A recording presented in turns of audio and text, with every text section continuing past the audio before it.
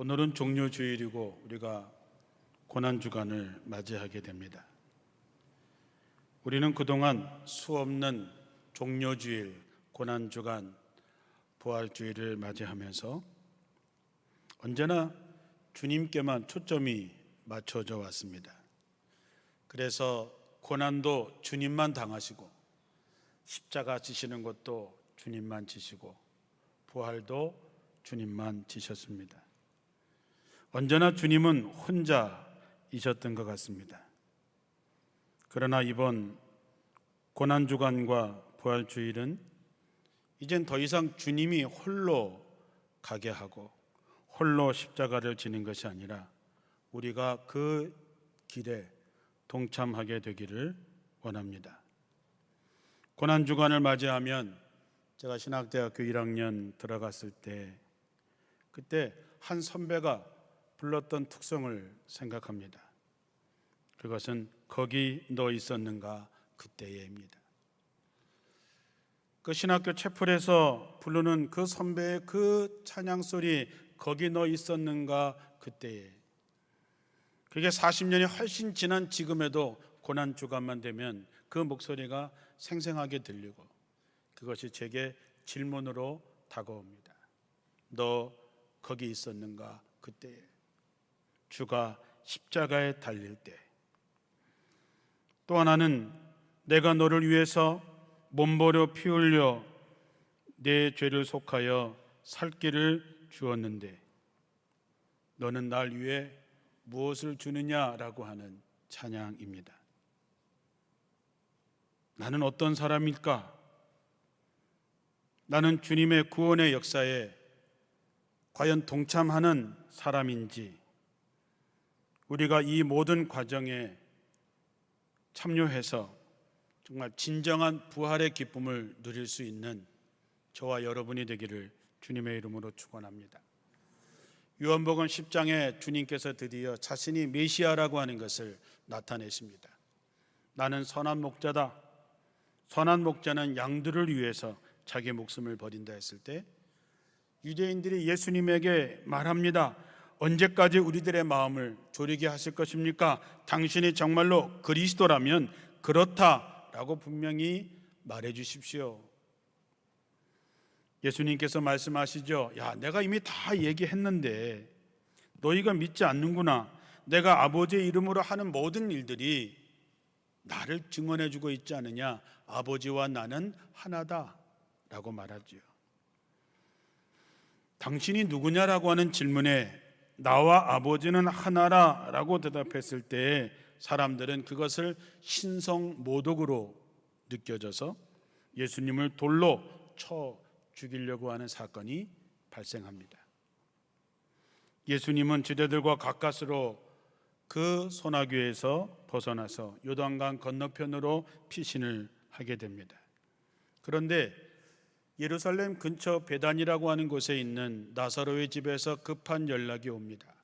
나사로가 병들어서 죽게 되었으니까 빨리 오셔서 나사로를 살려달라고 하는 것이죠.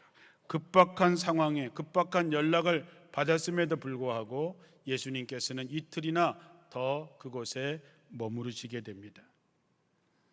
그 이유가 뭔지는 분명히 모르지만 여러 가지 상황으로 봐서 쉽게 갈 수 있는 상황이 아니었던 것은 분명합니다. 그러나 결국 예수님께서 나사로에게 가시기로 결단하십니다. 죽음을 각오하고라도 가겠다라고 하는 것이지요. 그때 제자들이 예수님께 말씀합니다. 예수님, 방금 유대 사람들이 예수님을 돌로 치려고 했는데, 돌로 쳐서 죽이려고 했는데 다시 그리로 가시려고 하십니까? 그때 예수님께서 나사로에 대해서 얘기하면서 나사로가 죽었어. 내가 거기 있지 않은 것이 너희를 위해서는 도리어 잘된 일이다. 이 일로 말미암아 너희가 믿게 될 것이다. 그에게로 가자 얘기합니다. 다시 말하면 돌에 맞아 죽는 한이 있더라도 우리가 그곳에 가서 나사로를 살려야 되겠다. 그때 도마가 앞장을 서서 예수님의 뜻을 받들어서 우리도 주와 함께 죽으러 가자라고 말했던 것이지요. 디두모라 하는 도마가 동료 제자들에게 우리도 주와 함께 죽으러 가자. 우리가 보통 도마 그러면 의심 많은 도마 이렇게 알고 있지요. 도마를 별로 썩 좋아하지 않습니다. 그런데 도마도 이런 시절이 있었다 이것이지요.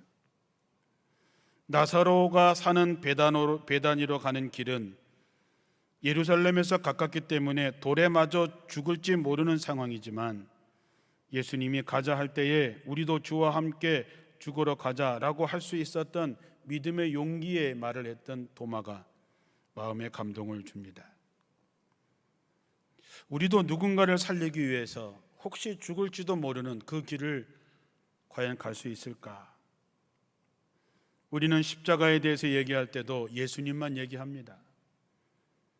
주님의 십자가, 사랑의 십자가, 구원의 십자가 얘기하지만 그 십자가에 매달린 분은 한 분, 오직 예수 그리스도만 얘기하지요.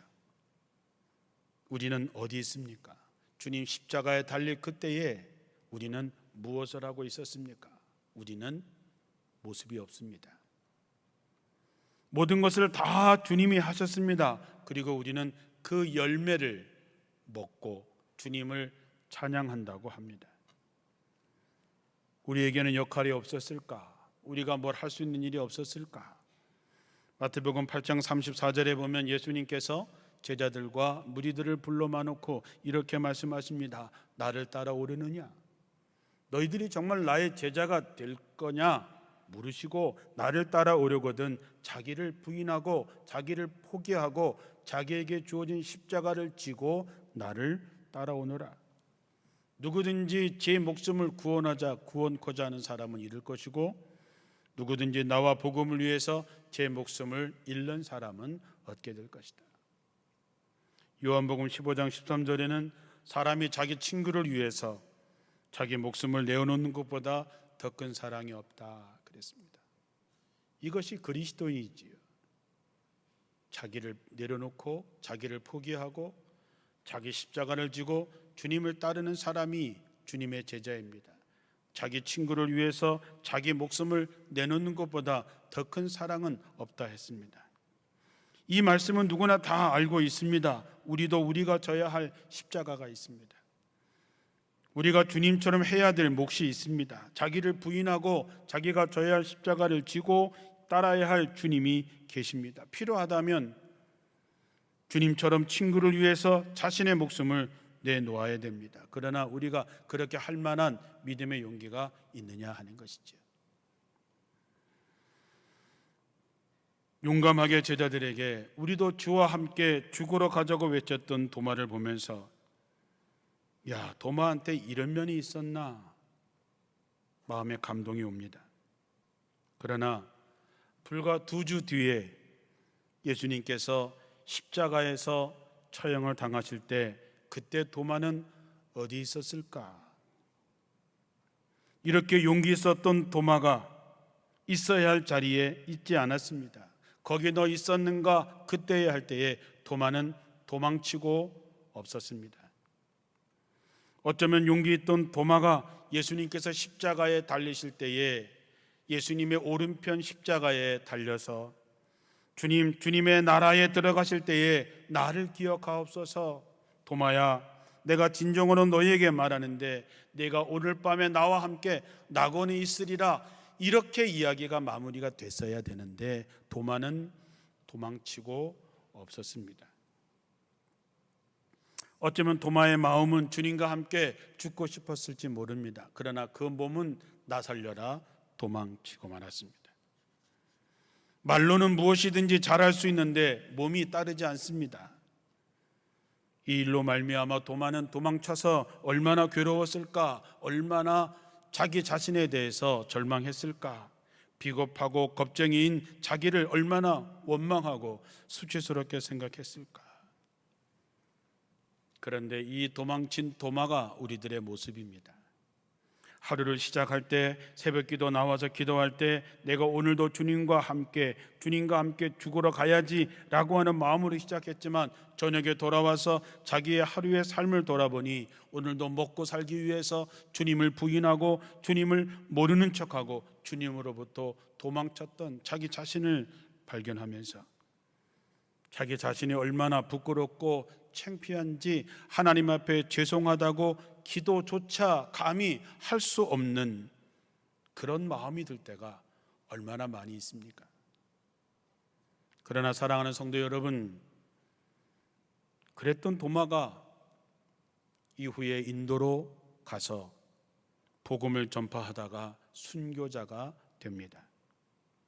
전설에 의하면 도마는 원주민들에 의해서 고문을 당하고 불타는 화덕에 던져지고 창에 찔려 순교했다고 합니다. 우리가 다 함께 주님과 함께 죽으러 가자고 했던 그 고백이 이제 이루어진 것이죠. 어떻게 이렇게 바뀔 수 있었을까? 어떻게 도망쳤던 도마가 창에 찔려 죽기까지 주님과 함께 죽는 그 순교의 길을 걸어갈 수 있었을까? 그는 말할 수 없는 절망 중에 부활하신 주님을 만납니다.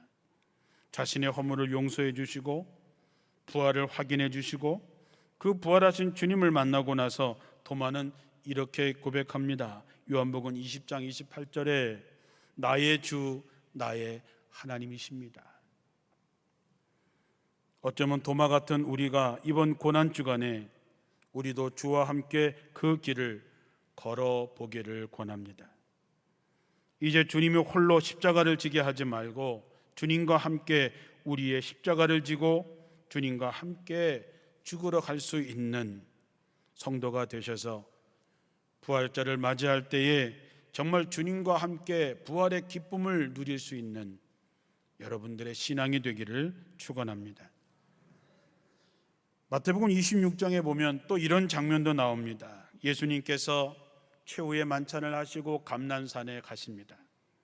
그리고 제자들에게 이렇게 말씀합니다. 오늘 밤에 너희가 다 나를 버릴 거야.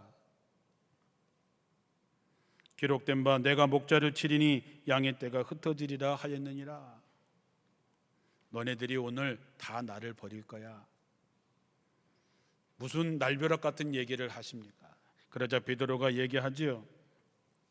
모두 다 주를 버릴지언정 나는 결코 주님을 버리지 않겠습니다.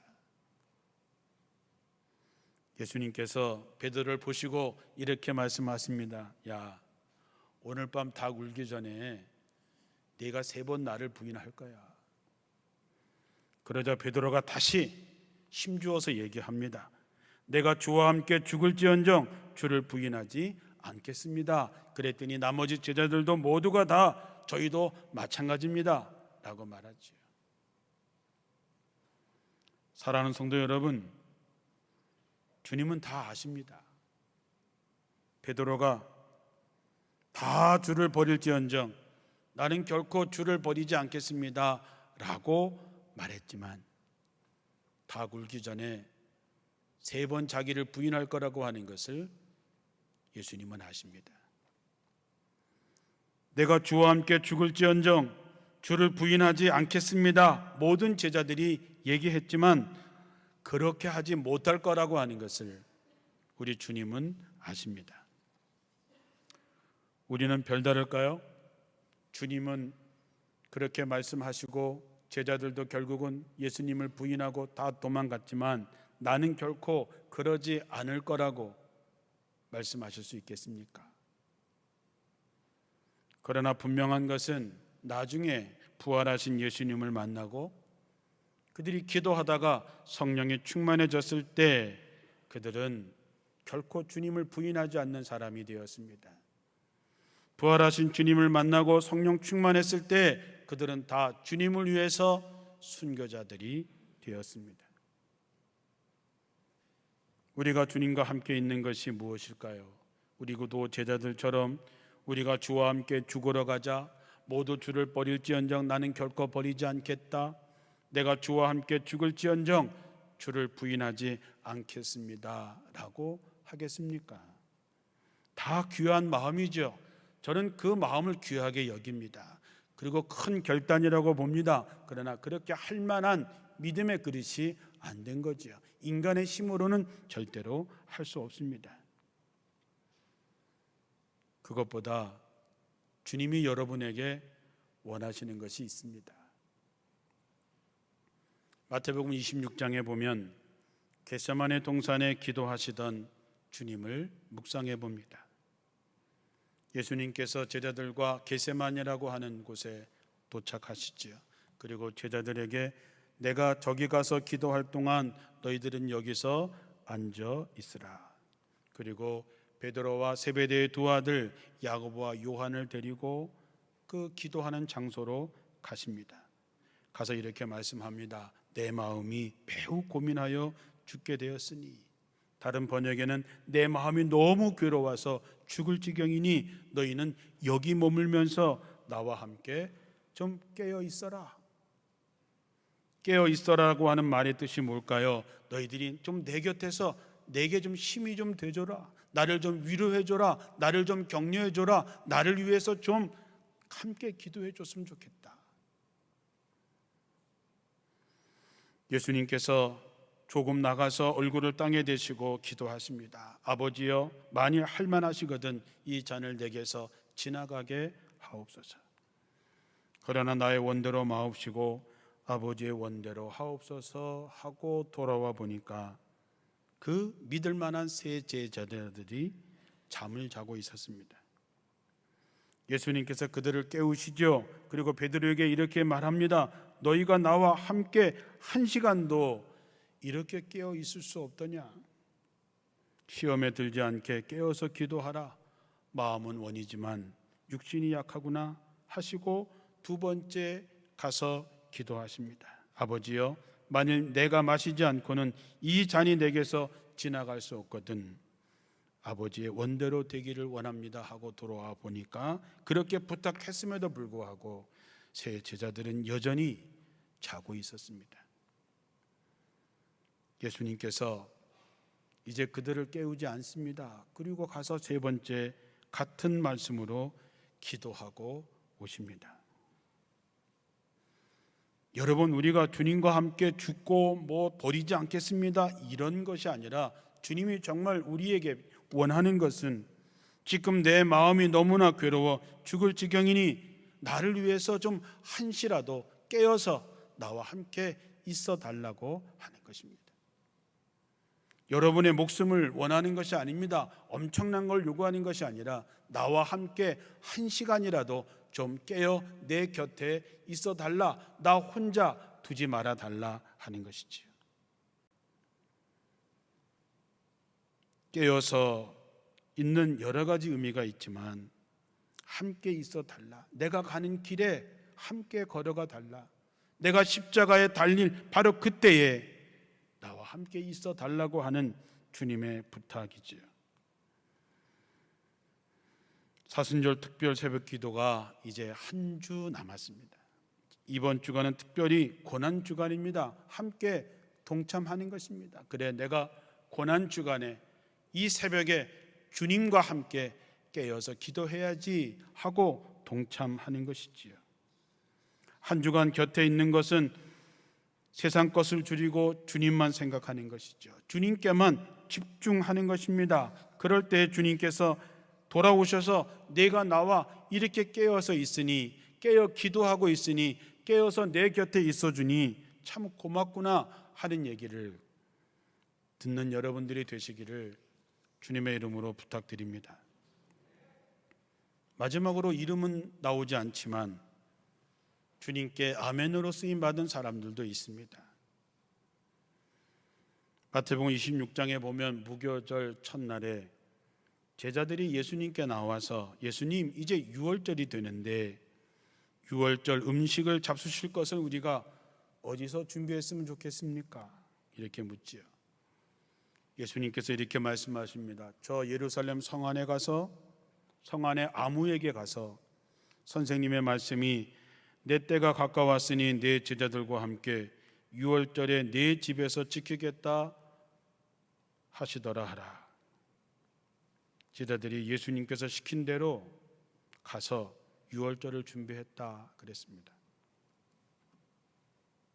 성 안에 있었던 아무개, 누군지 모르겠지만 그 아무개에게 말하라.